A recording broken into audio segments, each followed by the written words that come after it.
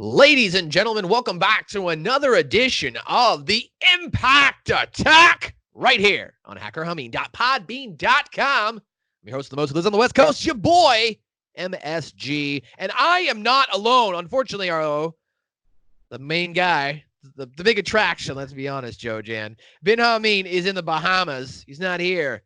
He's sitting on the beach right now. I saw a picture online on Twitter.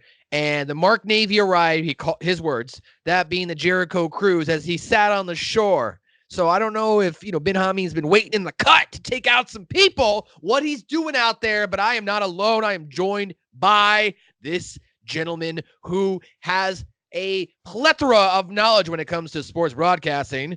And now he's here to give his thoughts on professional wrestling as well. Ladies and gentlemen, Jonathan Jansen. The B team. I know Bin Hameen is the champion, the main event. I am just the Job Squad, but Job Squad has their place in wrestling too, okay? I have my place on this show, so we're going to kick some ass even without Bin Hameen, who is, I don't even want to know what he's doing on vacation. I don't want to know what a Bin Hameen vacation looks like. I still feel like it'd be kind of terrifying. Well, he's on a beach, though, so, there's a lot of open, terrain, so people could see him doing things. I don't know. I think Bin Hameen on a beach might be a little bit more tolerable. Wouldn't you more tolerable?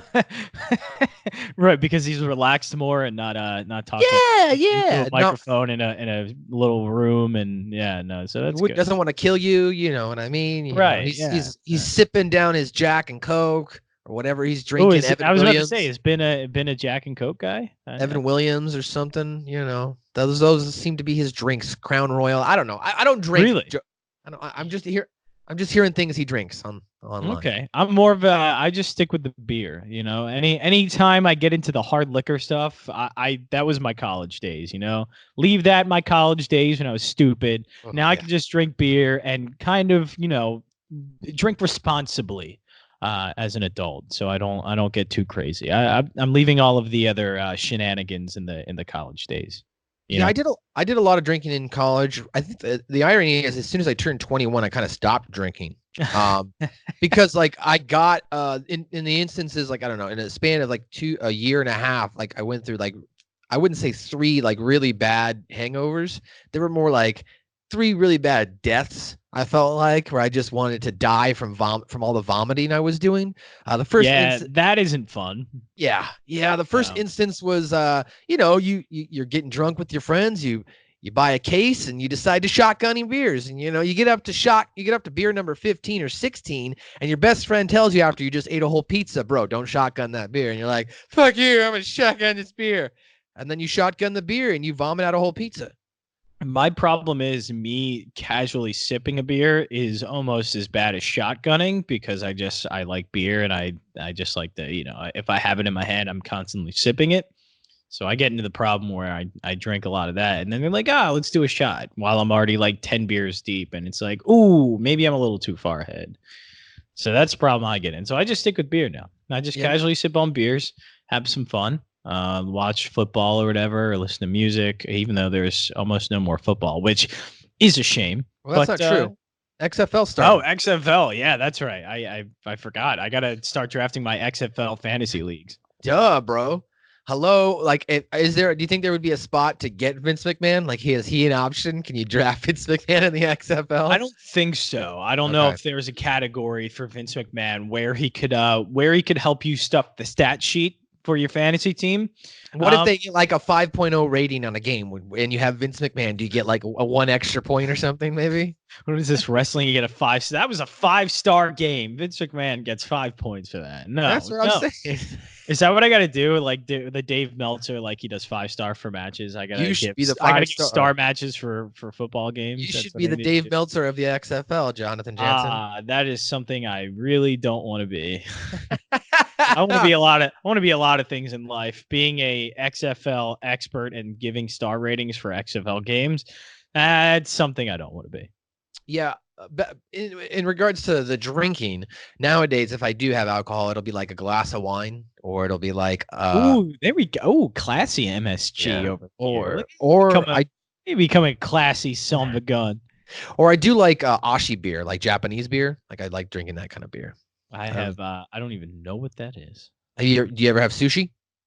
I love sushi. Yes. Okay. Yeah. Do you ever get the beer? Like, Nope. Usually I have just a glass of water to sip on when I'm enjoying my no sushi. sake bombers? Nope.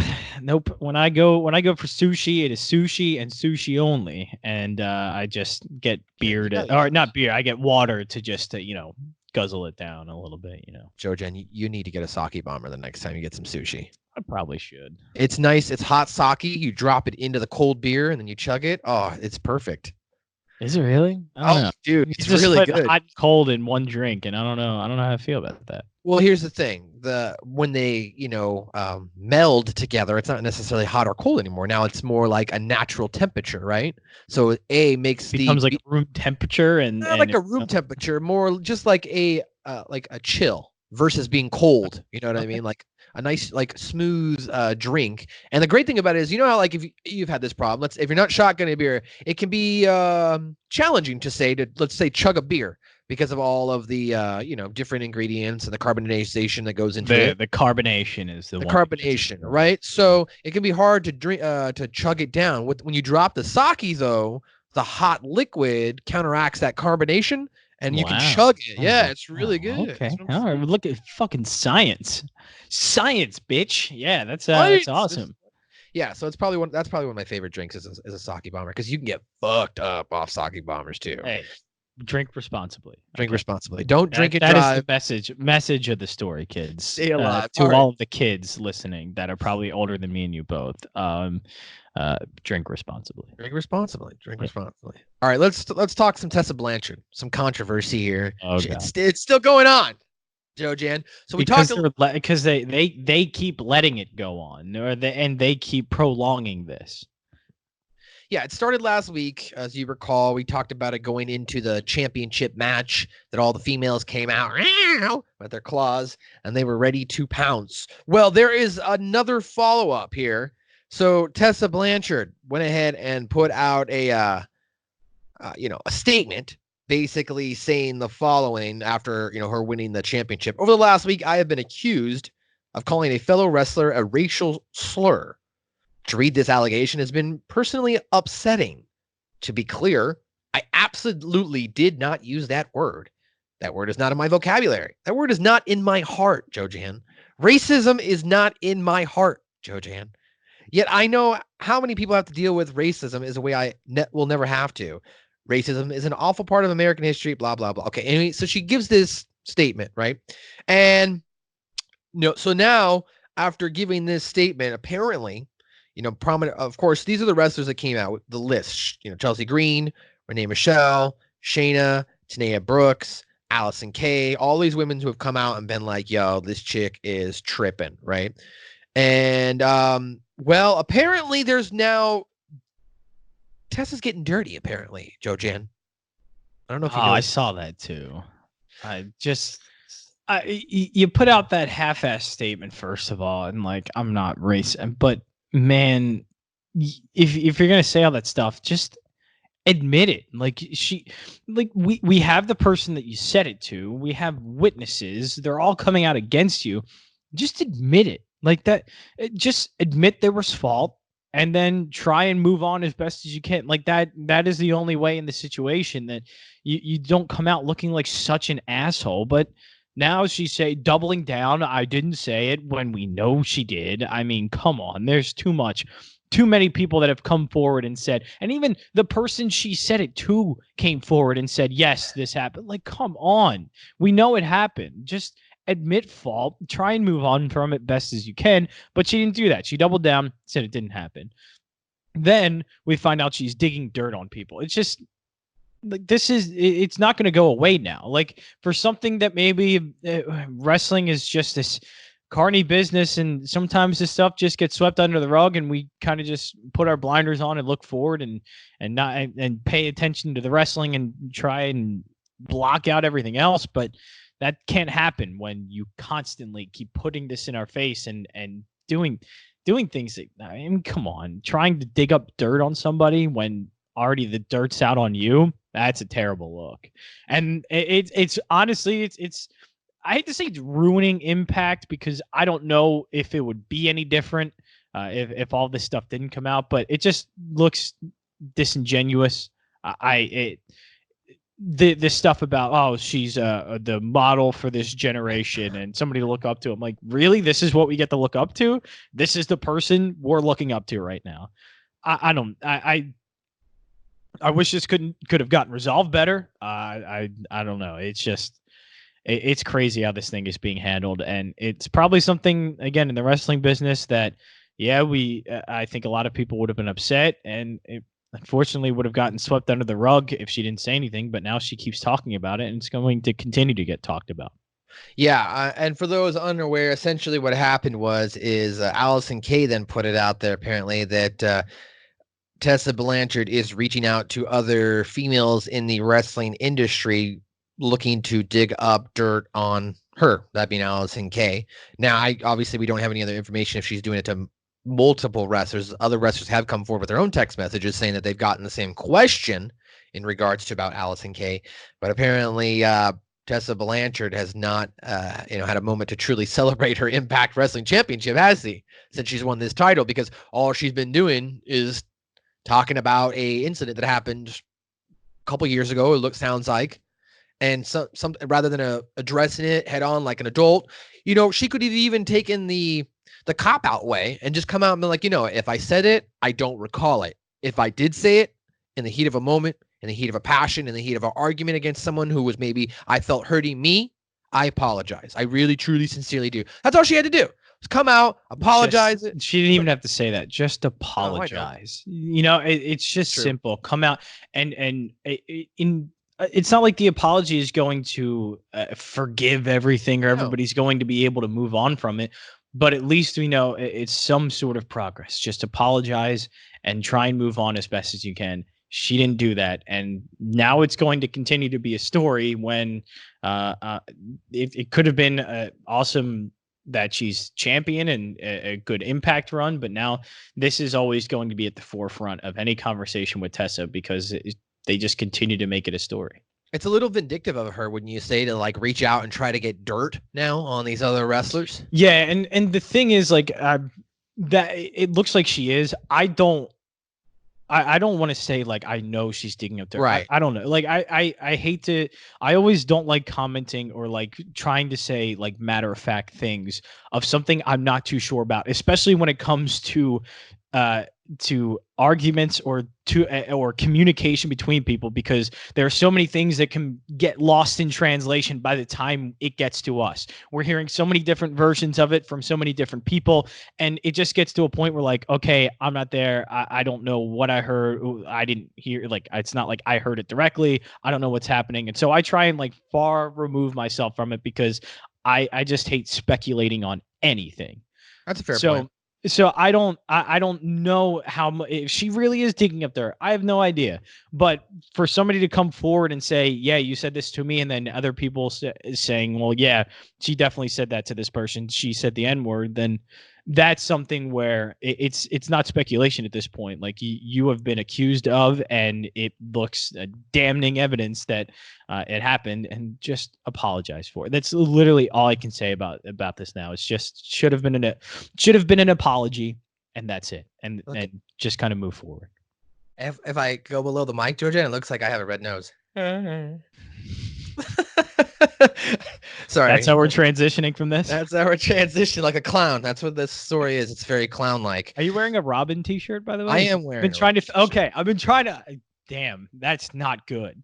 Like, I'm a fucking nerd. I should have known that right away. And yet, I'm looking at your shirt. I'm like, he doesn't have an R in his name. I don't know what that is. And then, of course, figure it out. It's fucking a Robin t-shirt. This shirt, it's great. It's a good shirt. I feel like an idiot because I didn't know what that was.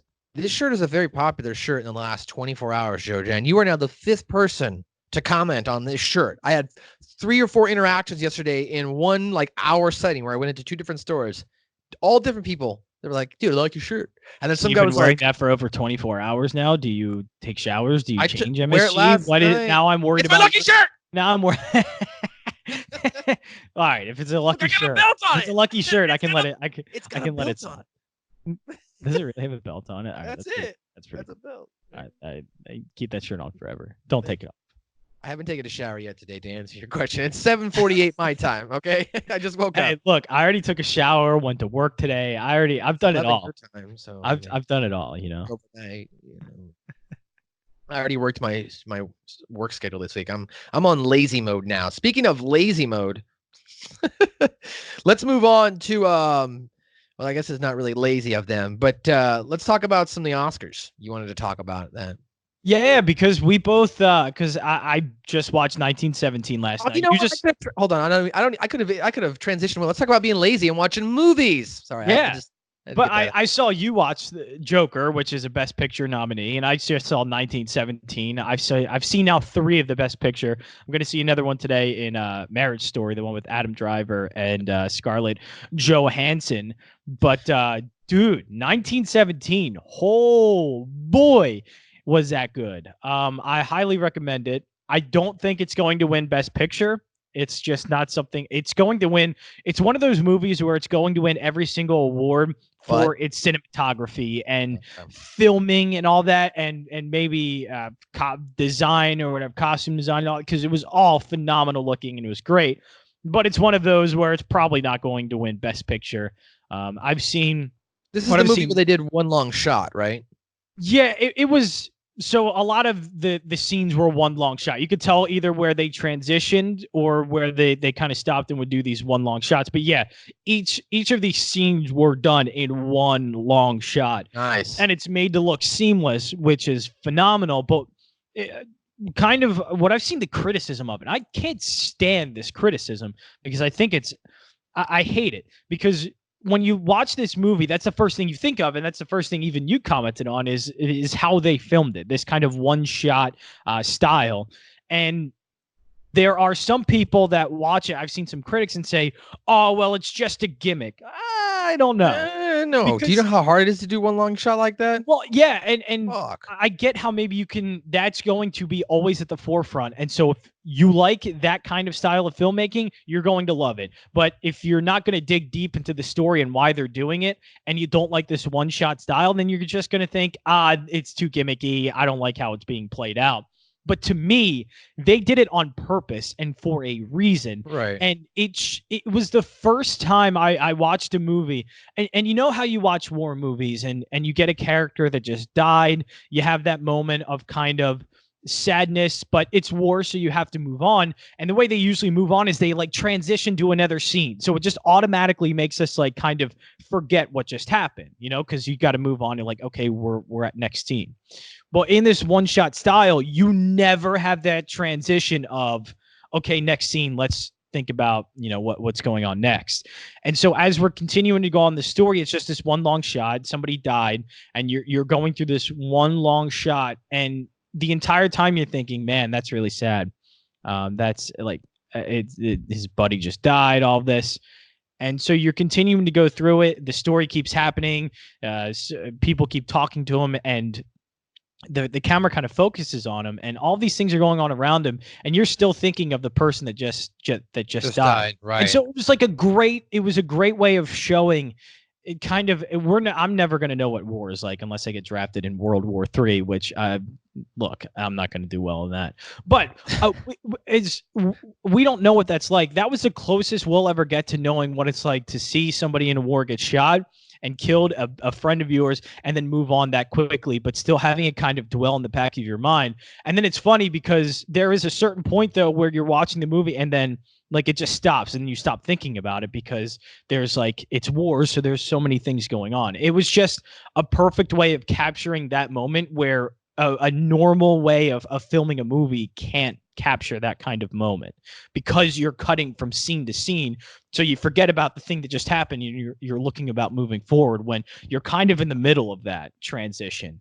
And so you kind of have time to dwell on what just happened, but also think about what's going to happen next. And it's an area that most movies, like because of how traditionally films are, that you can't really capture.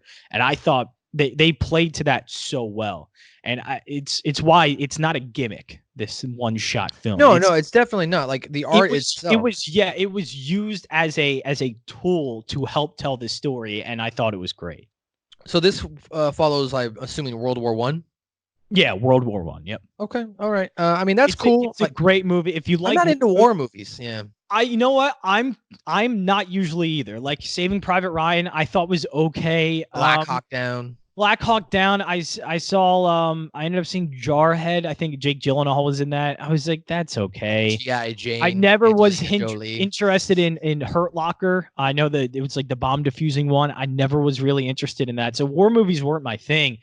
But this was just it was a great story that just so happened to take place during a war. Okay. And so it was phenomenal. I highly recommend it because yes, it is a novelty seeing the way it's filmed, but also how they use that to tell the story was phenomenal. So I highly recommend it.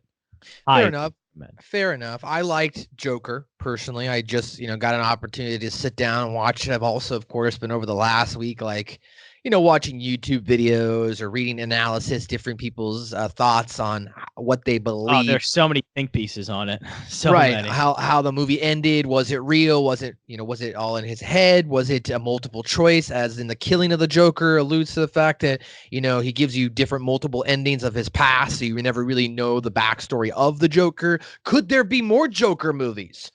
Could he, in the next movie, give you a different backstory of what the Joker is? And we never know what the Joaquin's official backstory is, right? There's so many questions coming out of that movie. But the overarching story itself, I thought was very relatable to the current state of society we're in right now. There's a lot of disconnection on an emotional standpoint. We look to the first scene where he's on the bus and he's just like making a kid laugh. And the parent gets upset.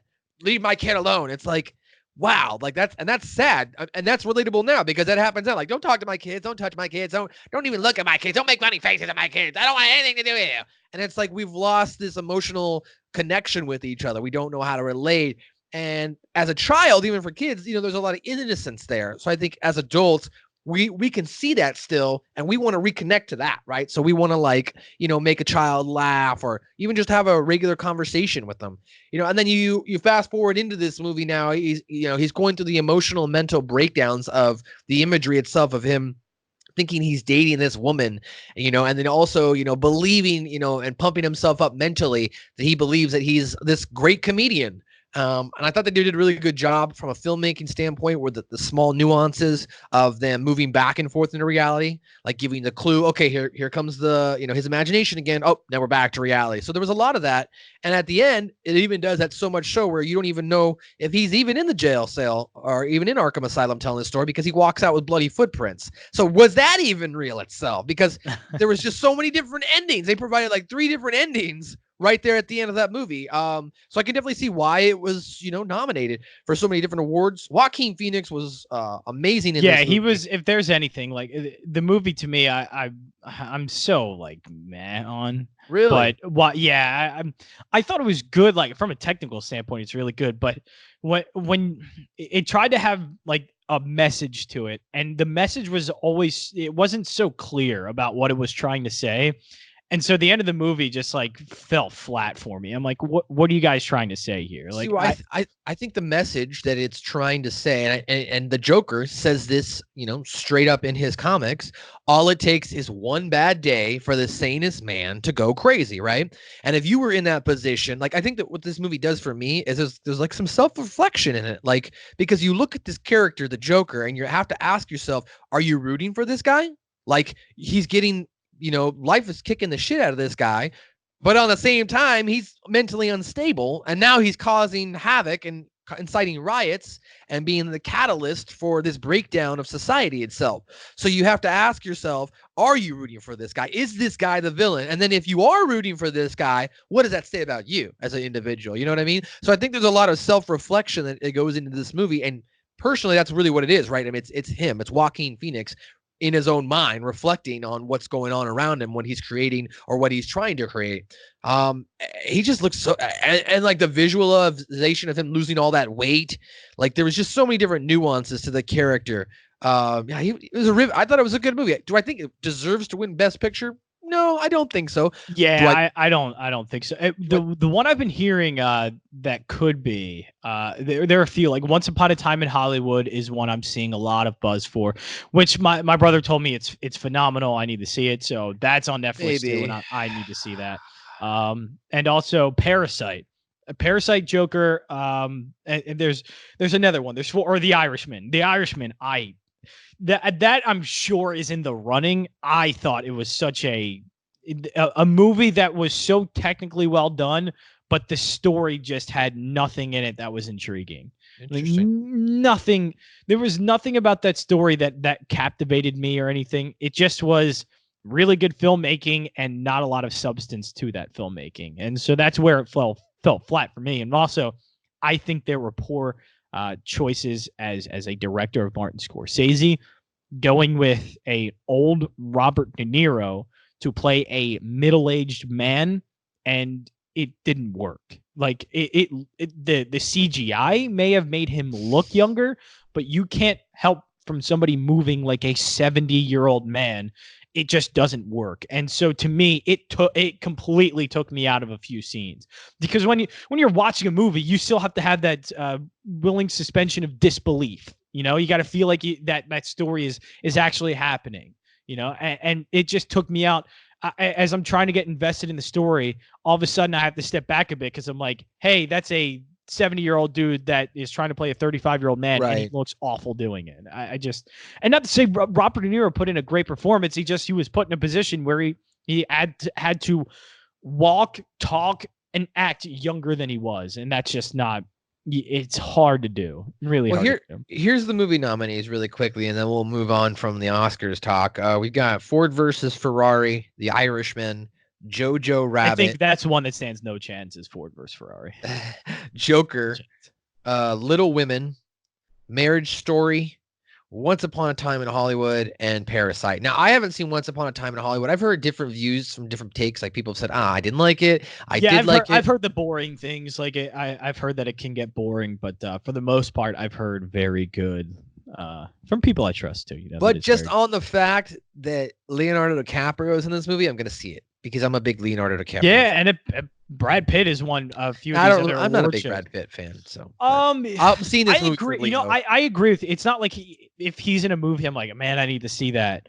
But it apparently had a really good performance in it, so I would definitely check it out. Like, the last good Brad Pitt movie I saw was the Benjamin Button movie. I thought he did really well in that movie. Yeah, that was okay. That wasn't. Yeah, I liked it. I liked that. But yeah, it wasn't like it was a bad movie. That was one I watched. It was like, yeah, that was pretty good. That was pretty good. All right, let's move on to some stuff maybe going around in your area in the Carolinas.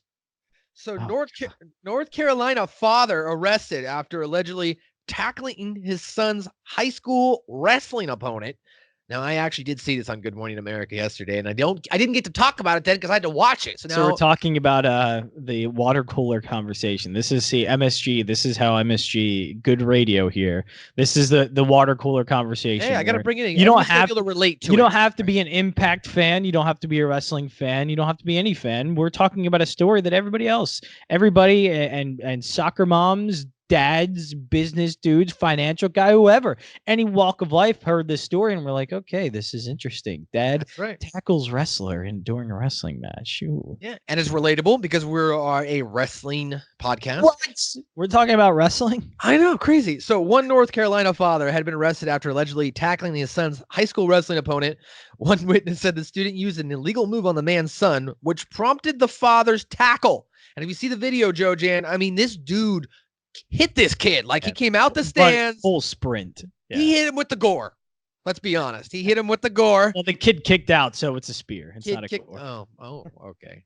But yeah, so he took this. This is a great thing by. I think it was Ben that told me that. Rhino said it's a gore if I win with it. It's a spear. It's a spear if they kick out. Okay. Well, you know, the father lost his cool there, and now he's been arrested. Joe Jan, what is going on there in the South? Wrestling is really serious down there, huh? Sports in general are very serious, and I just man, parents. If there are any parents listening to this, and as somebody, I'm not a parent, but you know, when I am one, I'm going to practice this. You're gonna breed? Yeah, I know that's a bad idea, but if I ever do, I'm going to make sure to practice what I preach here.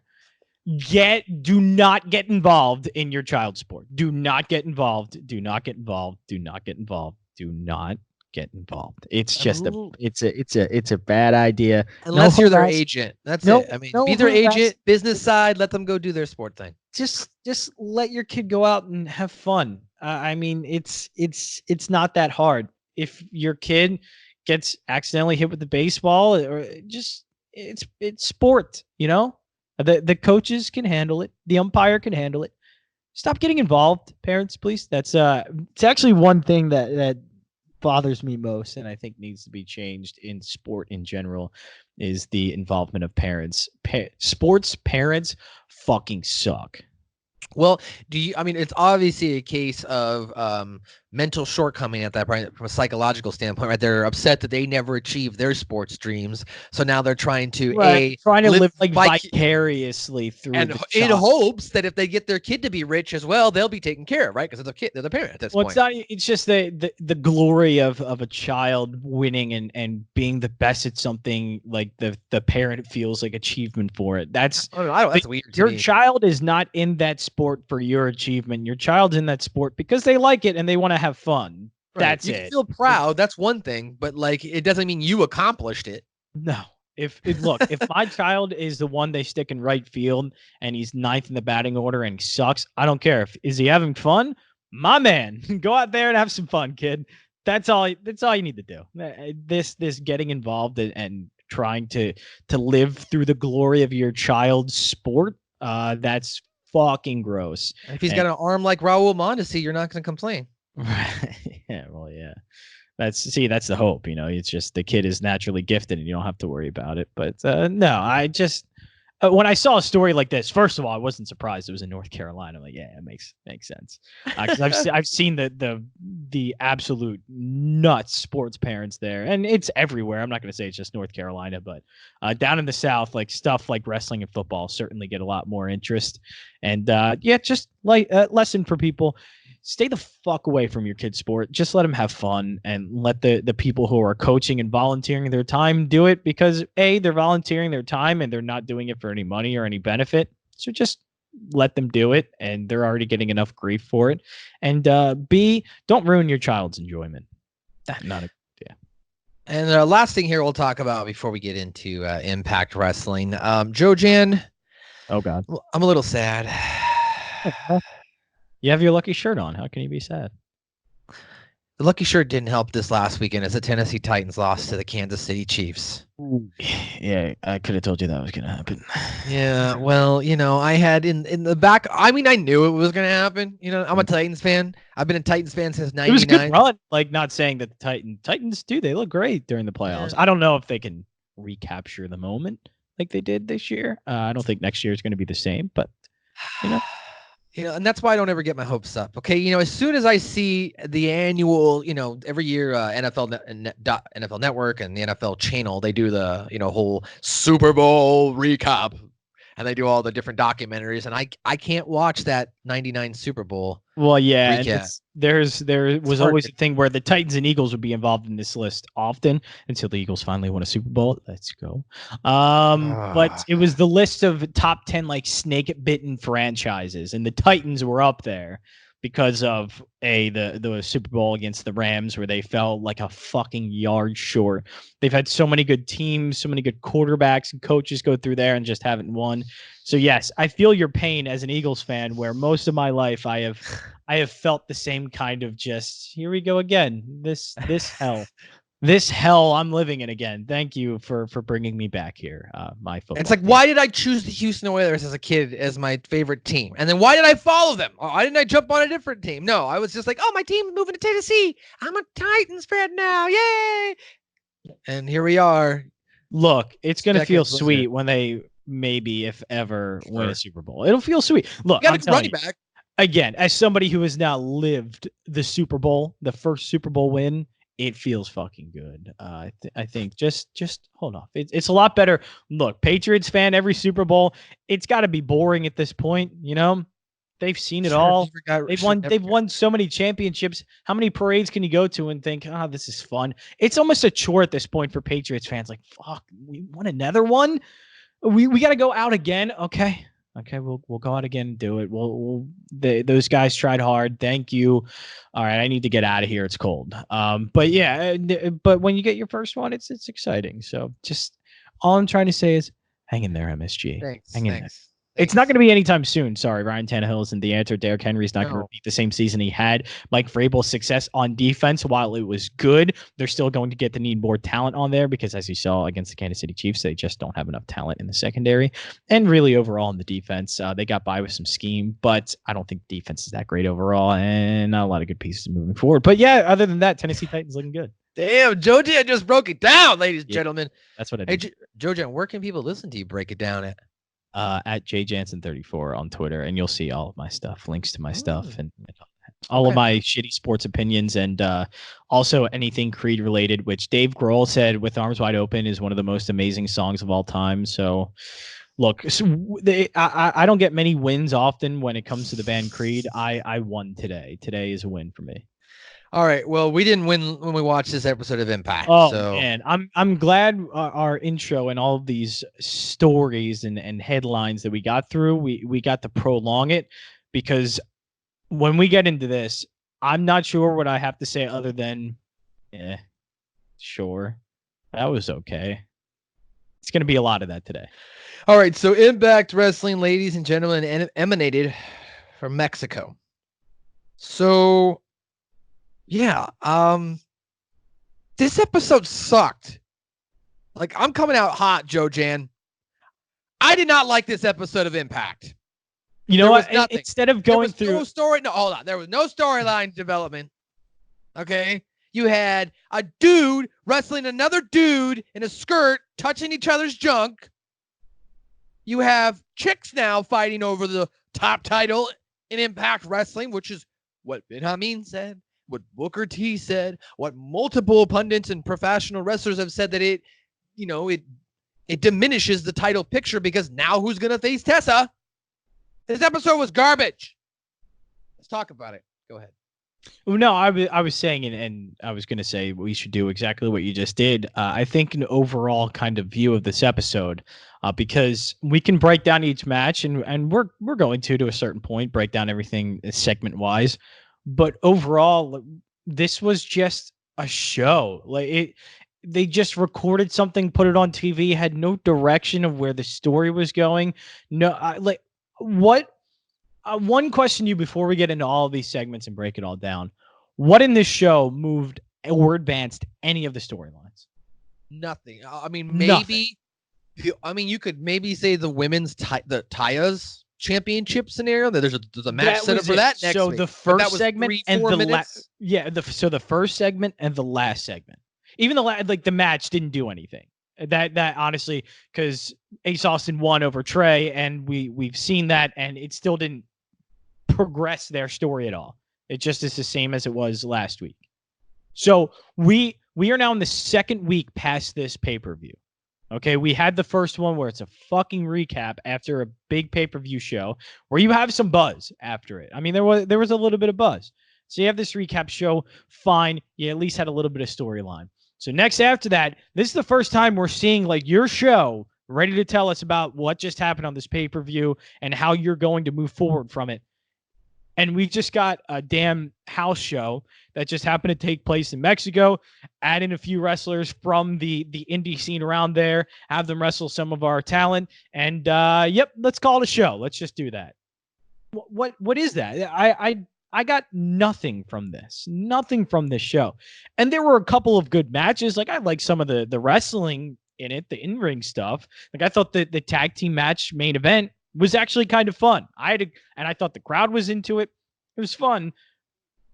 But what's the story now? Next week, what am I looking forward to next week? What am I going to watch? Oh, that's right. A best of 5 series between Michael Elgin and Eddie Edwards. Can't wait to watch that. And by the way, I didn't even explain it. Is that for the next 5 weeks, by the way? Or is it just they're doing a best of 5 series in one night? I don't fucking know. Yeah, let's talk. I don't know. I don't know what happened in this show. What they wanted for us to see, what storylines they wanted us to be invested in, because they didn't show us any of that. They just did a house show in Mexico, filmed it, and said, "Cool, that's our television product." That's not TV, man. No, I completely agree with everything you said. Let's get into it here. So it starts off with Tessa Blanchard. She's in the ring. Says she's glad to be here. It's been a hell of a journey. She's got several targets on her back. One of them is Sami Callihan. She wants to move on to other competitors, but Callihan won't let her, so she calls out Sami Callihan, continues to call him out. Callihan does not come out. Instead, we get Weta Loca, Taya Valkyrie, who did get a nice response from the audience because they obviously know who she is. She comes out. She cuts her little promo. I've been the longest women's knockouts champion. I deserve to be in line for your title, for this world title. And then Ace Austin comes out, which this made sense to me a little bit because I was like, okay, option B or option C, right? Because he can cash in that X Division title for the championship. And he technically did beat her for the in which he talks about for the X Division title in a ladder match. Okay, that makes sense. I can get on board with that. So they come out, they're all talking, blah, blah, blah, blah, blah. I should be the champion. You can't think you can beat me. Oh, I'm gonna beat you, and I'll beat you several months back. And then Taya attacks Tessa, and they're rolling around, and then all of a sudden, Ace Austin and Taya are attacking down Tessa. Trey comes out. He gets in the ring, breaks it up, and this sets up the main event for the night. Great start to this show. Joe Jan. It was a start. I mean, the episode started and things were happening, so it technically started. I mean, it's probably the most storyline we saw throughout the show. Like, this is the only thing where it's like, okay, this is believable. Sammy's not out there, and Taya's been the longest reigning champion in Impact right now, and she's a women's champion. So I was like, okay, this is all fine. Taya, I thought, cut a great promo. I thought she was very good. So it was at least a little interesting. But again, we went through this theme last week with Bin Hameen. Like, okay, guys, what's the business, though? And I can honestly say to you, I have no idea what the hell they did here. Like, what did they do that was any part of moving along any kind of story, any kind of feud, conflict? Nothing. It just set up a match for a main event. And so I don't know. I guess to me, what's confusing is, she's calling out Sammy, and by the end of the night, there's nothing else about Sammy. Like, he doesn't even come out. So what the hell was the point of that? We saw after Sammy was. He's an afterthought now. We should have seen during the main event, and when we get to, I mean, we're going to be jumping all over the place because these matches aren't worth kind of going in depth each one. But I think during the main event tag team, why not have Sammy, like he did during Tessa's interview last week, show up on the screen? Something. Tessa, I'll let you know when I'm ready for it. And she's like looking, and I'm going to get you. I'm going to kick your ass. And then bam, from behind, Taya, knocks her out of the ring or something. The thing is, even if Sammy wasn't there in Mexico, or he wasn't there to wrestle, or at least tell, hey man, just do something quick for us and we'll put it on the screen. And that's what we're going to do. There was one mention of Sami Callihan. We didn't see him on our television screen once, and he wasn't mentioned outside of the first 3 to 5 minutes of the show. And that's it. What are we doing here? Is Taya, is it Tessa and Taya now for the next few weeks? Is Taya now going for the championship, or is it Sammy? What am I expecting for next week? Why? Yeah, I don't understand. I mean, and I had this conversation with Alicia. We were talking back and forth via Messenger, and there's a rumor going around right now that Vince McMahon was impressed with the fact that Impact put the title on Tessa Blanchard, and now there's an idea floating around for Ronda Rousey to beat Brock Lesnar at WrestleMania.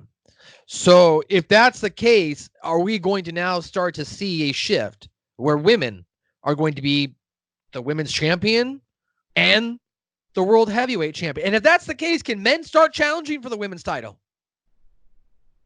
No, the men.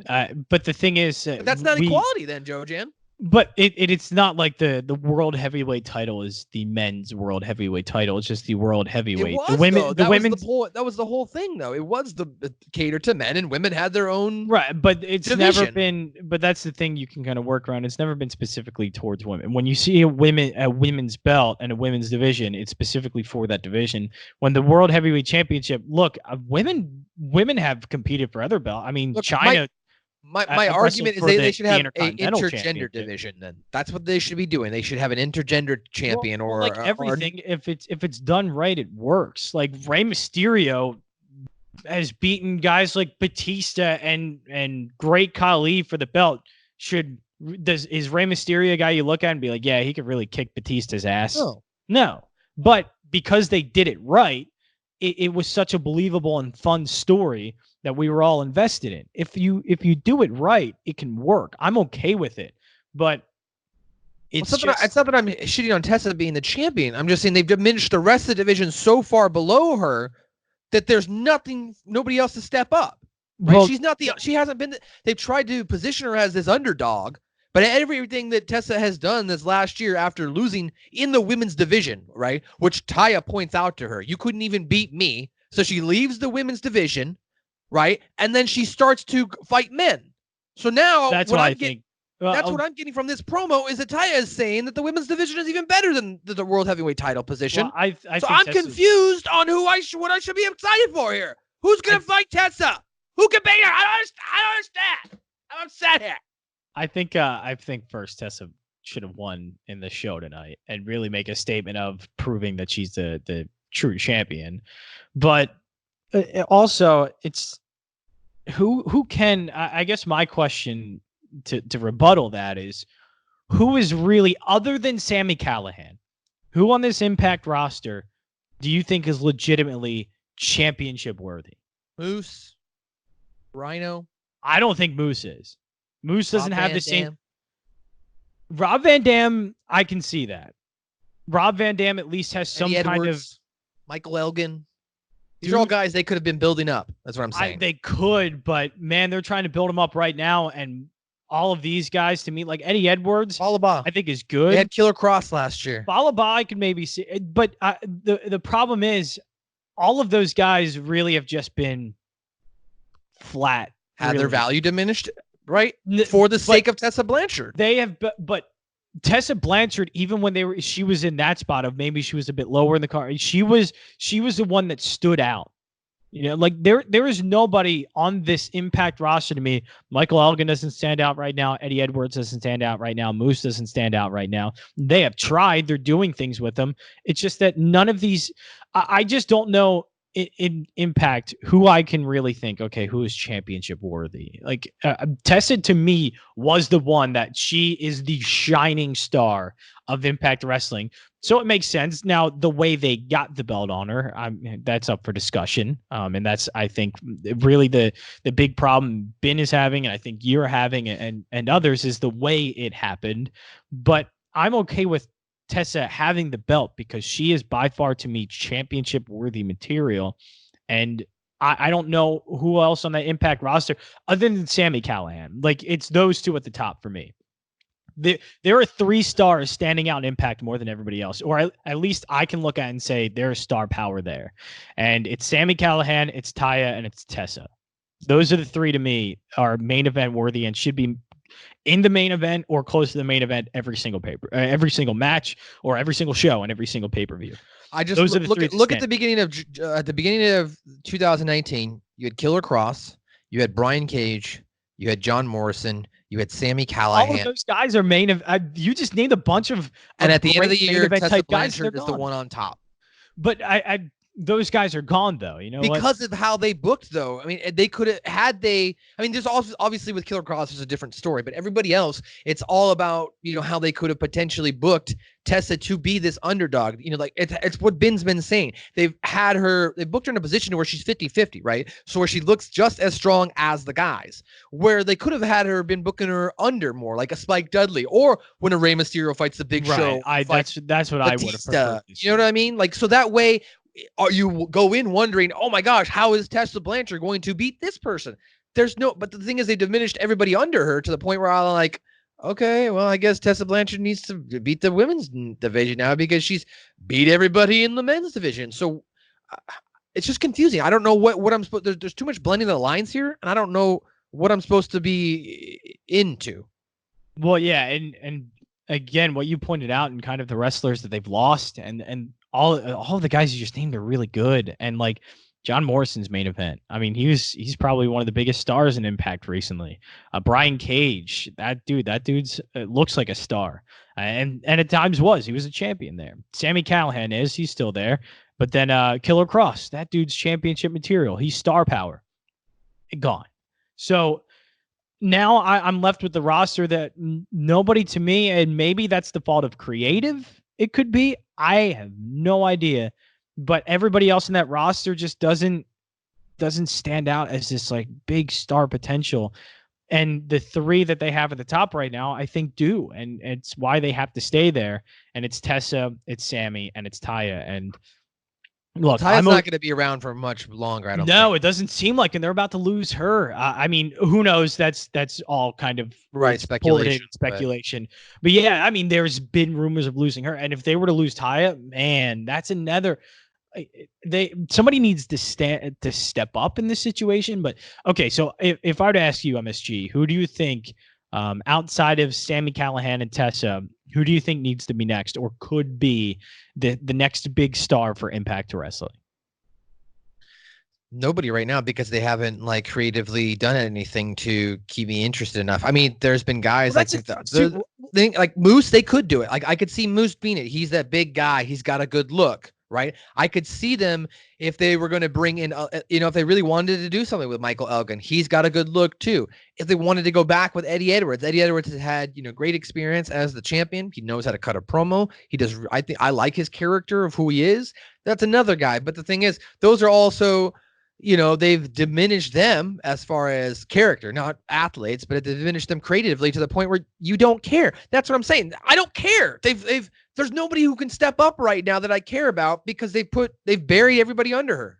Well, yeah, I don't think it's because she's champion. I think they have done a poor job booking the mid card, and I think they've just done a poor job in general of getting us interested in any of these storylines because they've been done wrong. If they did Ace Austin, Trey Miguel right, man, Trey would be fucking a rock star right now. Right. But they did it wrong, and it fell a little bit flat, and so we just get a typical wrestling feud, and really nobody is standing out because of it. But Trey Miguel could have been a fucking star after this. And what a Moose could be a star, but some of the segments and the things they do with them, just bad. So I think your point may be right. And it's not because how they're booking Tessa. I think it's how they're booking the mid card in general and what they're doing with these guys. Nothing is hit. Like not one thing is organically hit and become something that we've been talking about. Because every time we talk about Impact Wrestling, I feel like it's the beginning of the show and the end of the show that's great. But once we get into the middle, into some of these storylines, it's like, man, this isn't good. Speaking of things that fall flat, we have Jimmy Jacobs sitting down with Willie Mack. Okay, Willie Mack, great in-ring competitor. This promo was horrendous. Weird. Yeah, I didn't. It wasn't even really a promo, so like I'm not even gonna hate on him hard. It just felt like it was just Willie Mack like talking to his like a friend outside of like on the couch. It felt like he didn't have much to say. Yeah, it was. I was going through that interview, like when I interview athletes or somebody, like you can tell, like man, he doesn't have much to say about what's going on here. It's like they sat down and interviewed him. Willie Mack's like, yeah, what I'm gonna do is, I thought I was gonna, Rich won. He couldn't make it in that match, so I was like, dang, I got to step up and I got to win that match. There was no like conviction in his voice. There was no like. It's not. It's just he didn't turn himself up, is what it was. It was just him talking. It's just there's no substance to it. Like there wasn't. He didn't say anything. It was just exactly what you kind of said. Yeah, Rich Swann was out, but so I don't know if that's Willie Mack or if they just said, hey, we're going to sit you down an interview, just talk about what happened, or if they said, okay, here's what you're going to say, here's what the interview needs to look like. I don't know, man. I saw that previous promo with Swan he did last week, and it's the same thing. I just don't. Somebody needs to get with him on character. I don't. Is it what they're scripting for them, or what they're telling him to say or do, or is this just something? Feel like he's even trying. Well, maybe. I guess my point is maybe that's part of the character right now, that he's kind of this like beaten down, because they've been playing this down. He's this beaten down, like low self-esteem wrestler, and he's not good enough. He's holding the team down. And so maybe that's what they're telling him, like, hey man, be kind of this down, low self-esteem thing. To me, it's more of the writing and maybe what they want out of the story that's just bad. Not maybe necessarily Willie Mack in his promo, because I feel like if they were to unleash him and say, hey, go out there and do a cool promo, he could probably do something all right. But I feel like this is what they want out of him. And it's again, maybe the writing of they're not giving us anything. Yeah, I don't know. Willie Mack just doesn't do it for me on the mic. I'm not invested in him as a character. I'm not invested in him as a promo. He's got great in-ring skills, but the guy doesn't know how to captivate an audience. Which is weird, because he's charismatic in the ring. You know? Yeah. I think so. I think he has charisma in the ring. But yeah, you're right. I mean, outside of it, there's not a lot of charisma. I don't know. Anyway, let's move on. Backstage. Valkyrie is not happy that she has to face Blanchard tonight in this tag match now. She's talking to Bravo. Rain and Hogan show up. They're like, oh my God, we totally helped you win at the pay-per-view. So when are we going to get our title shots? And they're like, and Ty's like, wait a second. Okay, you guys can go fight over it yourselves. And whoever wins gets the first title shot. And whoever loses and then gets this title shot after that. That's what we had there. So we've got Taya in two different feuds here, in the men's division and the women's division. This was a 3-minute segment, and it was the most story we got out of the entire episode. That's true. Those two came and told the story of, hey, you wanted us to help you out. Now we want our reward. We want a shot at that title. Then Ty's like, nah, backing off. And you know what? How about you two face each other next week? Winner gets a shot first, then loser goes after me. That's perfect. What? We actually had something as continue from the pay-per-view on, right? And now it moved to something else. We can now get a story out of this, a conflict between Madison and Kiera.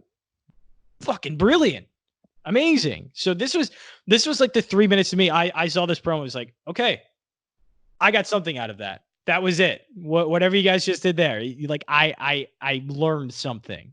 I know now why those two helped out. I now know that they're wanting a championship shot, and now they get a chance to when they wrestle each other. Perfect. Like, this was the best segment to me by far, and the only segment where I was like, okay, I actually worth my time. That was worth me investing my time in watching it. Yeah, it was good. It was the only thing that was storyline on the show, that. But at the same time, again, confused. I don't know. Taya's in two different divisions now. Tessa's in two different divisions. There's just I don't know. I'm confused. I don't know what I'm supposed to feel. It's very weird as a viewer watching this show. I'm a little just lost in the dark when it comes to what they're doing with both of them. But after that, then coming up on the National Geographic Channel, we've got a moose taking on a bull, taking on a rhino. Because that's what we saw here. Moose taking on Taurus versus Rhino. That's all I could think about as I watched this match. I was like, yo, I would totally watch a National Geographic triple threat match. Have Snoop Dogg like narrate it too. Yo, put a moose, a rhino, and a bull in a pen and see who can win. In fact, I looked it up. Like, I tried to Google it. And apparently people think a moose would take out the... What did I say? The bull? I think they would take... The moose would be able to beat the bull. However, they think the rhino, because of the horn, has the edge. That is interesting, because a moose is a lot bigger than I think even I give them credit for, because I think of a moose as just like, it's a little bit of a bigger deer, but they're not. They're freaking huge creatures. And so, yeah, okay, I could believe that. I can believe that. Well, the bull wins this match. They couldn't grab the bull by the horns, as Taurus was able to pick up the victory over Rhino and Moose. This wasn't a bad match. I didn't mind it. I liked it. I thought this was probably one of the better matches on the show tonight. You had three big brooding guys. A lot of I think more traditional style wrestling. There wasn't a lot of over the top lucha libre or acrobatics. Or people. There was a little bit of everything. There's a little bit of everything. Yeah. Because Taurus, of course, being a lucha libre wrestler. But Moose hits the GTH on Taurus off of Rhino's gore. Moose kicks Rhino right into the groin. Taurus gets up. Rhino finally lands the gore on Moose, and then Taurus takes out Rhino and pins Moose and picks up the victory. So he steals one here. Winner of this match, Taurus. I like when they're in Mexico and they use Taurus, but I would like to see him. He should be featured more on the show. Like, I think he's a good talent, and I think he's got a unique look to him as far as a wrestler. What did you think of this match? It was just a match. Like it's something that on a house show I'd be like, man, that's a cool triple threat match. On a house show, I'd be like, great, I just saw a good wrestling match. But on a television show where you're trying to get people to weekly watch your show 2 hours a week, I invested my time to see a wrestling match when I can watch a wrestling match anywhere else. If I really just wanted to sit down and watch a really good wrestling match, I'll go on YouTube. I'll go on anywhere. I can find myself a wrestling match that I want to watch. When I'm tuning into a television show like Impact, I want to know why do I need to watch this triple threat match? Why do I need to watch these three fight each other? They just put them together and I saw a match. You were right. Like you nailed spot on. I thought the match was good. Like, I enjoyed it. It was good wrestling. Not for a TV show, though. Not where a TV show where I'm investing my time each week and I want to see something that'll captivate me. This was just there was no stakes to it. There was no storyline to it. Just a match. It was just a match that they put together. No, that's true. Backstage, we got Gabby Lauren trying to interview Jordynne Grace. Lauren asks Grace what she plans to do about the Knockouts title. Grace says that she wants to be in Hogan and Reigns match next week. So guess what? Now she's in the match. Storyline. Well, I mean, no, I'm just saying, though, she just got put into the match. This is what gets, I mean, don't get me wrong. I'm not saying Impact needs to get an authority figure, but she's just in the match. She just said it, and then all of a sudden, yeah. Okay. Yeah. That's a good point. She just said it, and all of a sudden it went into existence. It just went out of her. I want to be in the match. Okay, guess who's in the match now? You're right. It just kind of, she spoke it, and then all of a sudden, poof, it now exists. So, yeah. And she just lost. So, like, I don't understand why she gets to be in the match either. Like, why does she just get to call her shot?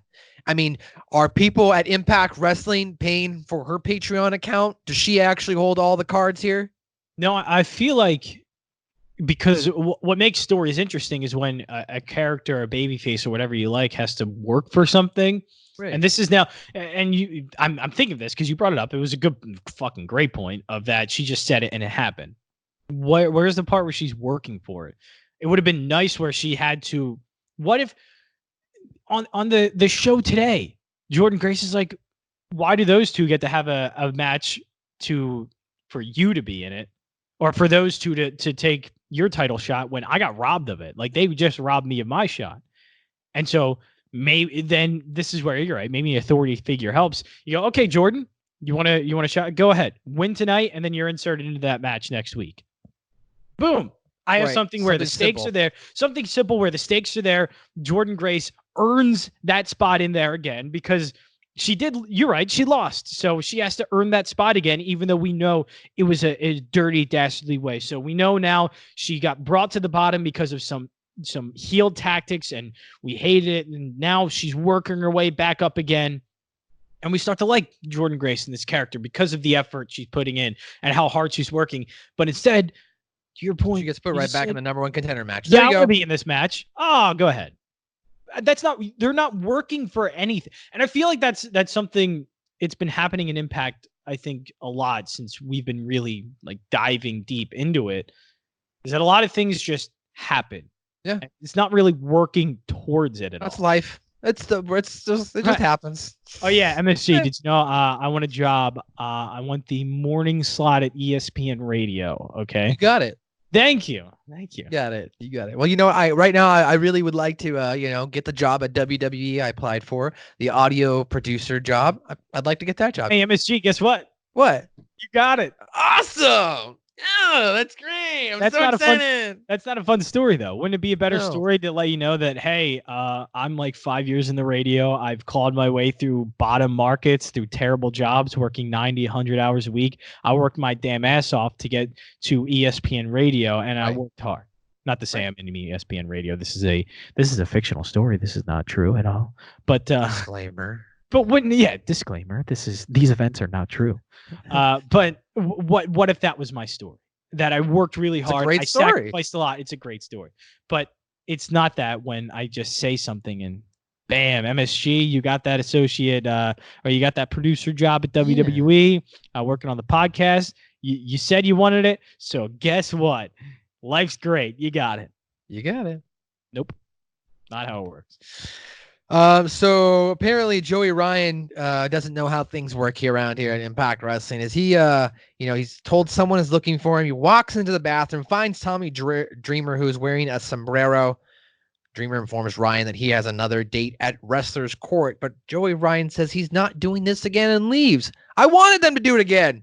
Like when he popped out, I was like, "Oh, Wrestler's Court's coming back, cool." And then he was like, "No, we're not doing this."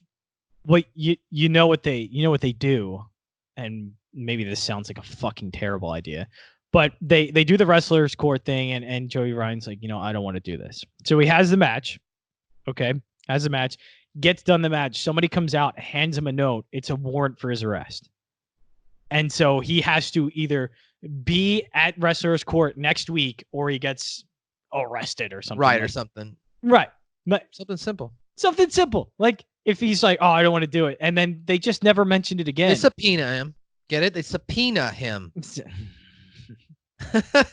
Brilliant. Man, I'm good exactly. with jokes, like, dude, just a little thing. Like, it's just after the match where we saw a match with him and this guy, which was, it was funny. It was a great comedic match. I know you're not the biggest fan of Joey Ryan and how he does, but I watched it. Great comedic match. It looks different than anything else in the ring.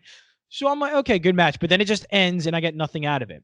I would have loved if somebody come out and said in microphone, "Yeah, you need to show up to court next week, or you will be arrested." Right. Boom. Or you'll be. Or here's what it is. Very simple. Show up to Wrestler's Court, or you will be judged by your peers, or something like that. You know what I mean? Show up to Wrestler's Court. Otherwise, you have to lay down on the ground and Fallah Bahh gets to put his big butt on your face or something like that. Something ridiculous.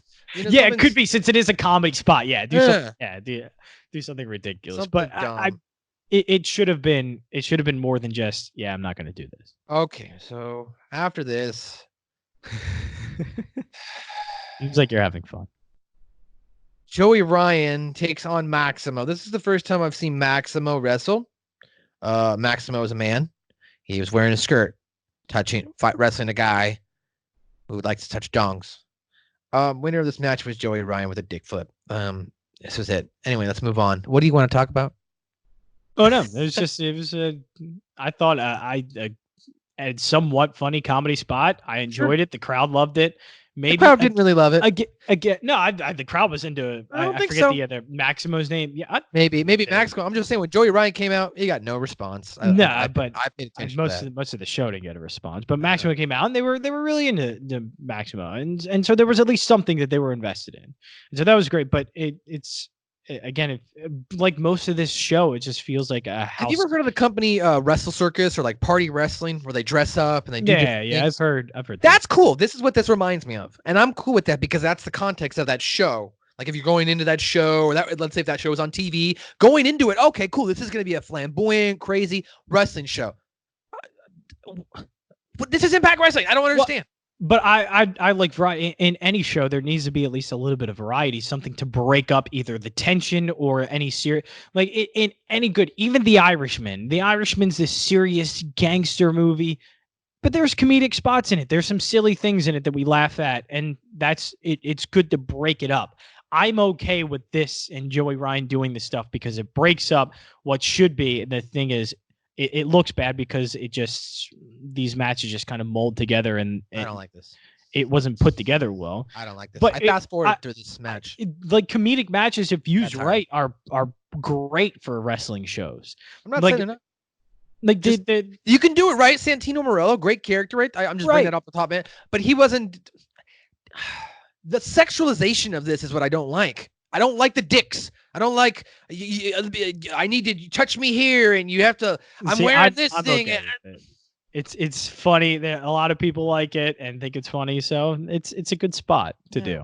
And I like it even more because they protect Joey Ryan's dick flip more than any other move in that company. And to a certain point, it's kind of funny, but also it's like, man, can't you do this for other really, for for other people's finishers and move sets and stuff. Rob Van Dam imperfectly encapsulated my thoughts though after this is they go to Rob Van Dam. He's with Katie Forbes and he's like, I don't know what that was. I've been harping on the fact that people are stealing my moves. In this case, maybe he should have stole my moves or not use these moves because that was the worst thing I've ever seen. So yes, Rob Van Dam, I agree with you wholeheartedly. That was the worst thing I've seen on Impact this episode. But I love seeing Katie Forbes. She's amazing to look at.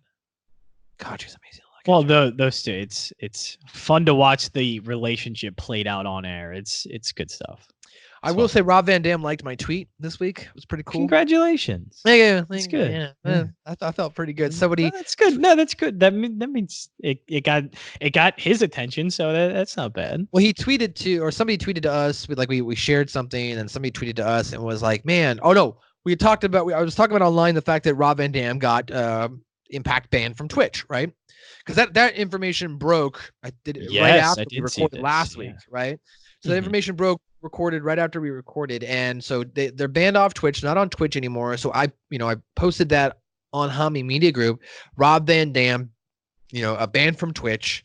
# living his best life, and somebody responded was like, well, do you think that they could make another streaming service that could be, more catered toward that content or could be rated R?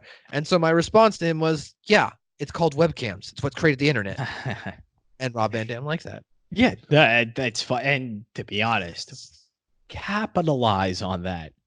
Capitalize on it. I'm sure one of these webcam companies or porn sites. I mean, Joey Ryan's dick is sponsored by a porn site. I'm sure one of these porn sites would love to have this a bit on there. Like, what if you went and there was a featured video on a porn site and it's Rob Van Dam and Katie Forbes cutting a promo risque style, like they were on the Impact episode that got a ban from Twitch. That would come on, man. That's brilliant. That's great. At this point, I would watch the Rob Van Dam Katie Forbes porno. I'm telling you, Joe, I'd watch that movie. With an interruption from Joey Ryan. No, I mean just full on. No, yeah. Okay. I'd like to see if they could develop an OnlyFans. I found out about that this week. I didn't know what that was. Do you know what that is? No. OnlyFans, it's like a Patreon. In the UK, I guess it's where they're based out of. But they're very popular for amateur porn. Like you can join their Patreon account and watch people have sex. Sounds perfect for this. You're basically paying for porn. I mean, I don't know why you would pay for porn in 2020, but if you want to, you can on OnlyFans.com apparently. But yeah, it felt like that was something like a way to capitalize on, because everybody was kind of interested. Well, why did Twitch get banned Impact Wrestling? And this was a good way that it was all the buzz about. Oh, this segment with Rob Van Dam. Then fuck it. Go. True, but Impact already went ahead and cut their own tail out between their legs as they pulled the video off YouTube. So now you can't even watch this video. That sucks. You can't even watch the controversial video, especially for something that was so talked about. Yeah, stuff. Yeah, that sucks. I mean, I don't know if they got hit by YouTube, maybe on monetization, but even if it was, I've seen a lot worse things on YouTube than what they did. So probably you can find worse things on the internet anyway. Yeah, exactly. So we go over to Michael Elgin. He calls out Eddie Edwards again. Says he wants him to know that he's coming for him. Their feud is far from over. He's coming for this trophy that he put a face on, and it's just. I like that. Okay. I like that part. I thought that was funny. That's Eddie Edwards' character. He's a little deranged, a little weird. So I also didn't like Elgin. He made himself a little Wilson. He made himself a little Wilson to talk to. You know what I mean? I liked it. That's fine. Yeah. That's fine. But the Elgin promo earlier in the show, he's like, I don't usually talk a lot. He's basically started out the promo saying, I can't talk, but I'm gonna try and cut a promo because I have to.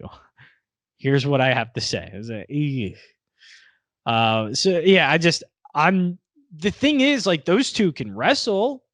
Don't get me wrong, the wrestling is going to be great. Why is this all of a sudden this blood feud that needs to be a best of 5 series? I feel like it's just put together because, hey, they could have 5 good matches. Yeah, I mean, the whole point of this, I think, is the fact that you've got Eddie Edwards has got a Call Your Shot trophy, so he can challenge any title. You've got Ace Austin, who's got the X Division champion, so he can challenge the World Heavyweight title whenever he wants to. Everyone gets title shots. Jordan Grace, I want to be in the match next week to decide the number one contender. It's that easy here at Impact. In fact, Joe Jan, I think you could be the Impact World Heavyweight champion. I could. You could do it. You Really? just got to call your shot. Okay. Oh, Impact Wrestling. Which one do I want to go for? Ace Austin. I challenge you for the X Division title next week on Impact Wrestling. Maybe we'll see it. Is the match set? I don't know. Am I good? Are we both? Well, we'll have to talk to them. Okay. Yeah, guys, that was Michael Elgin calling out Eddie Edwards. They brawled backstage, and like you said, it sets up this best of 5 series, is what this did. So did you get? I'm curious. Is this a best of 5 series? Like, so they're gonna have next week or next show is their entire best of 5 series, or is this gonna be pushed through 5 weeks of Impact TV? Because that's something I didn't really I wasn't clear on. Because I would assume it's going to be they're going to have a match each week and they're going the best of 5 series. So whoever wins, the first to 3 win. So but I wasn't. We've already seen it happen because matches. It said on the graphic it said best of 5 series and then it just had the match. I'm like, wait, because if you're going to say that, you got to make it clear, like best of 5 series, match number 1. Or game 1, it's not like they say for the World Series. It's not like they say it's game 1 of the World Series, not hey, this is a 7-game World Series. We're doing it on Monday. Wait, are we playing all 7 games Monday? What do you mean by that? Make it clear. A best of 5 series, is this match 1 or are they going through the entire best of 5 series in one night?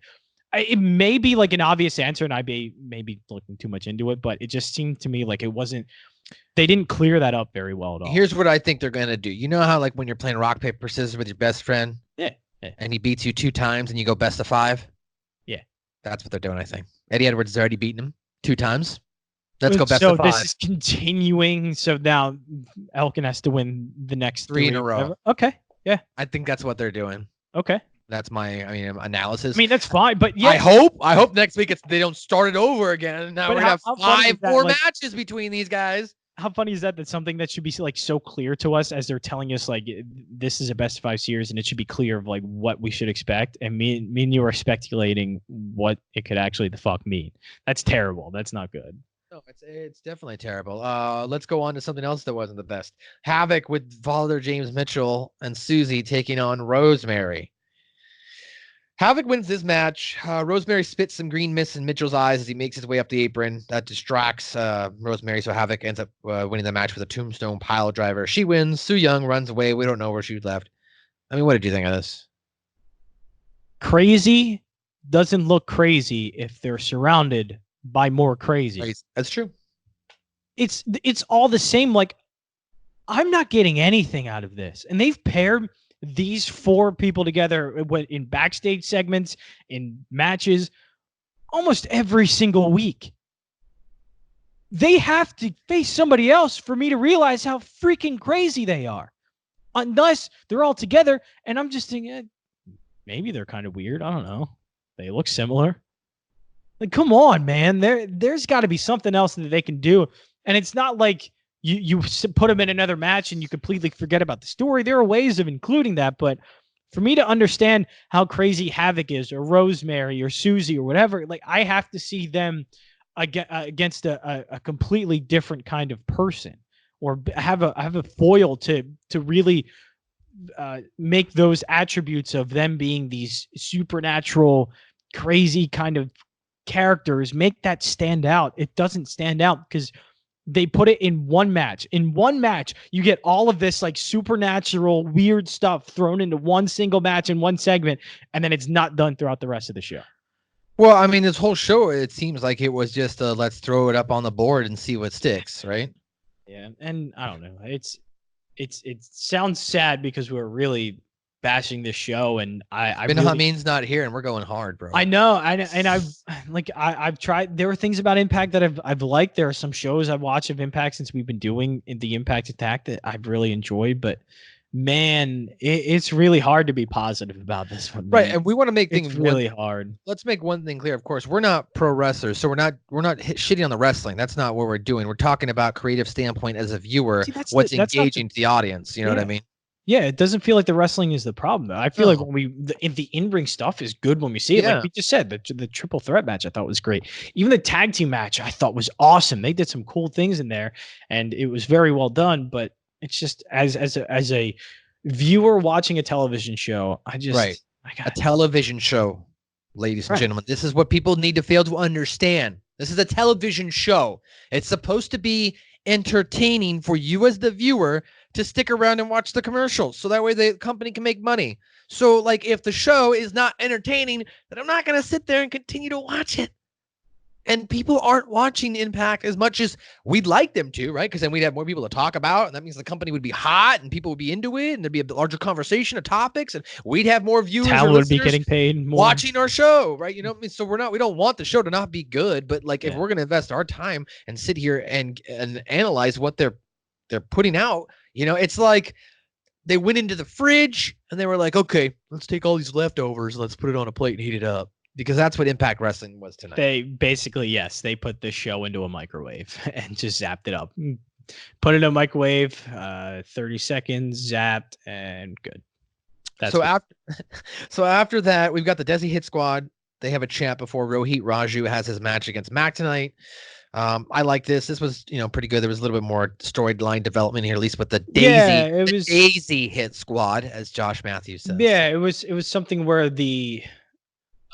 because it's been the father figure. I'm not sure I with the Desi Hit Squad, but it's been this older guy that's been, is he the Gama father Singh? or something? Yeah, Gama Singh he's a very famous professional wrestler from the 70s. And he's like the authority figure of this group, and then all of a sudden this big guy comes in and he's all of a sudden calling the shots now. And so I like that. As soon as this group gets some kind of success, the guy that maybe is the reason for it is now calling the shots. Yeah. And there's nobody that can control him. So now how are the Daisy Hit Squad, how are they going to control this guy? And while he's giving them success. I think eventually, and I hate to say this because I think he's good on TV. I think inevitably what needs to happen is they need to get rid of Gama Singh. And they need to turn on him, and they need to, forge their own path at this point. Because certain instances that they look strong here, but then Rohit Raju gets slapped in the face by Gama Singh. So you're going to take that. I get it. He's your mentor and he's the leader of this group. But at some point, that's going to break you. And, and then you got this big, powerful guy who's not going to take that shit.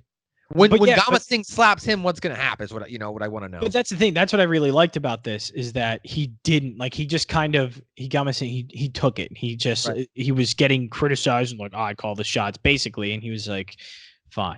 And then as soon as the other guy started talking, he's like, slapped him and said, you talk to me like that. So it was good. Kind of like this. Yeah, I loved it. It was great because it's all of a sudden makes this guy seem untouchable now to the Daisy Hit Squad because one, he's helping them win, but two, there's nobody there that can control this guy, and that was a great way of showing it. So I liked it. It was good. I agree. We go to the Treehouse next. We got the Rascals are having a good time, asking if Trey is excited to team up with Blanchard tonight. Wentz and Dez have more to smoke. Since Trey has to get ready for his match tonight, he decides to not smoke. I don't know what they were smoking. Good for him. I don't know what they were smoking. They started tripping balls. This was the first time I was on the Treehouse things. Usually I really like him. This is the first time I was just like, it's whatever. Yeah, even as someone who partakes in illicit activities to other people, I was like, what the fuck is this? Yeah, it's the first time I was just like, yeah. I mean, I like the visualization stuff. I like the fact that they had him we're talking like this, what's going on. That was cool. They should do more stuff of that. But then they brought in those clowns, and I have no idea who these guys are. Right. They don't explain who they are later. So what? Yeah, it was confusing. Yeah. So as we mentioned, Eddie Edwards fires back. They fought. They decide they're going to brawl, blah, blah, blah. That was actually where the fight took place here as far as them brawling. Then we got Rohit Raju with the Desi Hit Squad taking on Willie Mack. Finish of this match as we see Raju climbing up to the top rope, flies off. Mack moves out of the way. Mac hits a stunner, goes for the cover, and wins the match. Post-match, Shearer comes in and attacks Mac. Johnny Swinger makes his way towards the ring to try and make the save, and Shearer stops Swinger in his tracks. The Desi Hit Squad take both men out. I guess we failed to mention that Swinger interrupted Willie Mack and Jimmy Jacobs. Right, yeah. I was like, hey, I should be your tag team partner now that Rich Swan's out. So here's him making his case to try and be Willie Mack's partner to show him he's got his back. It was another match. Yeah. Again, it's going to be a lot of things we said before. It was just there. It was there. Backstage after the Impact Plus moment of the week, we have the North is bragging about how great they are. Little do they know, apparently they must have some challengers from AAA who want a shot at their titles next week. I guess they were talking, and then he grabbed some other guy, and some other guy pushed him away. He said something in Spanish, and apparently they're fighting next week. So there you go. Then we get to the main event. We've got Taya Valkyrie with Johnny Bravo taking on Tessa Blanchard and Trey with her tag team partner as Ace Austin. As you mentioned, this wasn't a bad match. It was a decent match. Conclusion of the match, we see Trey with a drop kick on Austin. He goes for a cover. Austin kicked out. Trey then went up to the top. Valkyrie pushed Trey off the top rope. Blanchard took out Valkyrie on the outside, and then Austin landed the fold on Trey for the victory. So the winner of this match, we see Austin and Valkyrie, and that's just how the show ended after they kind of did a sneak peek of, here's what's coming up next week on Impact Wrestling. But that's how it went off the air. So there really wasn't, at the end of the show, why am I coming back? Yeah, I don't know. Yeah, am I coming back next week for Elgin Eddie Edwards? Is that what I'm coming back for? I don't know, because they didn't mention Sami Callihan again. Are we going to see Tessa and Sammy next week, or is it Tessa and Taya? I don't know what to be honest. I don't know what to expect next week, and I don't know. I'll watch the show, but am I looking forward to next week? Not really. Not really. No, that's sad. I want to be able to say, I'm excited for Impact Wrestling. Yeah, right? But they just didn't give us anything to be excited about. To be quite honest, since they've moved to Access, they haven't really done too much to me where I'm like, I'm so happy. It's been hit or miss. There's been a few shows, I guess, and some storylines that each week I'm like, okay. Anything with Rob Van Dam has been great, but other than that, I haven't really been emotionally invested to where I'm like, oh, this is freaking awesome. I really like this. There's been some highlights here. I'm not going to disregard what they've done, but they haven't really had a steady momentum. Yeah. As far as content is concerned, I'm not watching it each and every week going, what's going to happen? This whole thing with Crisis on Infinite Earth just happened, right? I haven't seen it yet, but I'm excited because I haven't seen this whole season. So I'm waiting for Netflix to drop it so that way I can watch it all. And I'm probably going to binge it over the course of 2 days because I'm really into it and I can't wait to see what they're going to do. There's no exciting thing for the Impact Wrestling does it on a week-to-week basis to make me feel that way. Why can't I feel about wrestling just the same way I feel about watching the Arrow? It's the same bullshit that's all made up. Yeah. Well, that's what TV shows are supposed to do. It's supposed to get me invested and make me think, okay, that was worth my investment of an hour, 2 hours, and then it has to give me a reason to watch next week. And Impact, to be honest, I don't know if it did either of those today. And I'm not saying I hate wrestling. I watch AEW. I feel like AEW's had some hit or misses, but they at least are doing something each and every week where they conclude it with the show, and I go, oh, okay. Yeah, well, they've also. And AEW does a great job of this, and kind of what Impact's been lacking. Even though AEW, I think you're right, but very hit or miss. It's they are able to build so much buzz around their shows that when something does hit, man, does that pop? Yeah. Man, when something hits, because there's so much excitement for the product and they build all this hype, then when something hits, it pops. When something hits with Impact, we're like, okay, that was something good. Can you do it again? I don't know. That was good. The biggest thing for me on AEW is at the end of every show, they give me a reason to come back and watch. Whether you like it or dislike it, even with all the controversy on the Dark Order stuff, you still came back next week to see what the hell they were going to do. So, Impact's not doing that. I like NWA. I haven't really gotten into it too much, but from what I've seen, they do some good stuff there too. I don't want to shit on WWE because I'm not even really watching it, but they've got hit or misses too, right? So, I'm not saying it. Well, right. They WWE gets a cop out because their biggest, second biggest, third biggest, or whatever pay-per-views coming up in Rumble, and that usually the interest in the Rumble, right? The buzz is just the Rumble itself, and usually that'll naturally and of course they try to create storylines through the Rumble, and that's when we get a lot of momentum going forward. But Impact doesn't have that kind of show. Impact doesn't have a Rumble coming up that naturally builds buzz and hype. They have to hype themselves up. And to do that, you have to have a few good shows and something for us to really latch on to and look forward to each week. It just hasn't been that. And it's a shame because there's talent there. And I have liked Impact enough so far as we've been reviewing the show to where I've seen enough good to where I want to get invested. But then you can't have shows like this that completely get me out of it, especially after you do a sort of recap show after a pay-per-view.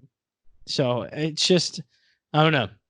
To me, 2 weeks of wasted television. Impact Wrestling, ladies and gentlemen. That's we've got the continuation here over the next couple of weeks as they're in Mexico City. You know, I wouldn't blame you if you read the spoilers. I haven't read them. I try not to read them just for the sake of the show. But as you as the viewer, if you were like, I wouldn't blame you if you wouldn't read it to see what the hell was going to happen. Yeah, because that's what they're going to do now. People are going to look at next week and see the spoilers and try, instead of Impact forcing you next week and making you interested in watch. Now you're going to read the spoilers to try and make yourself interested, or for something to pop out and keep interest. And so if somebody's going to look at that and not see anything good, not going to tune in. You know, so it's their fault, honestly, for just the way it's been for the past few weeks. Well, ladies and gentlemen, that's Impact Wrestling. That's the Impact Attack. You know, Joe Jan, we went through this whole show and you didn't comment once on the fact that I got a haircut. You did? Yeah, look. It's hard to tell because you got headphones on and I got the sides cleaned up and everything. You do. It looks good though. I mean, thank you. I like it. It looks like a wrestler look, you know. You look like you're getting ready to get into the ring. Maybe I am. Maybe I'm gonna go train, Joe Jan. Getting some secret training. Okay. You know, I'm 5'9", so I'm taller than Marco Stuntz. I got a shot. I'm just kidding. I like Marco. Yeah, speaking of, I'll give you guys the pop. You and Chris have all of the videos you guys have been putting out. Dude, it's great knowledge that you guys are putting out, and that Chris is saying. Yeah, great knowledge he's putting out. Right? Yeah, he is. Yeah, I'll give credit. But yeah, it's your guys' show, and I think it's doing well. And what we've seen, like the Marco Stunt stuff, was awesome, and it's a great way of looking at it. And maybe you don't like Marco Stunt, but like Chris gives you a reason of why it could be really good and why it is working now and how it can get better. So yeah, that stuff's been interesting, and so credit to you guys. What is it? Light the Fuse. Light the Fuse. And Joe Jan, you'll be taking over for me here in a couple weeks. I'm going to be on vacation, so you'll get to talk to him. Yeah, and that'll be fun. But of course, guys, you can check out hackerhumming.podbean.com for the litany of our other shows, the Monday, the Wednesday, the Friday Locker Room, the Conspiracy Horseman, the Infinite Fringe show, and of course, we've got Crow 777 if you're into those different styles of truth-seeking shows. Got the Horror Junkyard, Breaking Sound, the Stevie Richards Broadcast, the Impact Attack, the Smack Attack, the Film Frequency Podcast, the Voices of Misery Podcast, the Right Opinion Pod, and of course, Check My Ball. Check My Ball. I just dropped episode 5, Suck My Balls. We finally got approved on most of our media outlets. Still waiting on iTunes, but I was like, nice. I got like 8 emails. Yeah, I got like 8 emails yesterday for all the different like syndications finally. I was like, thank God. That's good. Yeah, we've gotten some pretty good numbers. People are liking it. So, you know, check that out. And of course, you can check out Mr. Jay Jansen. If you follow him online, I'm sure you can find him on your airwaves, Sirius XM radio airwaves, talking football, sports, anytime, day or night. Well, yeah, that's good. At Jay Jansen 34 on Twitter. Yeah. At Jay Jansen 34 on Twitter.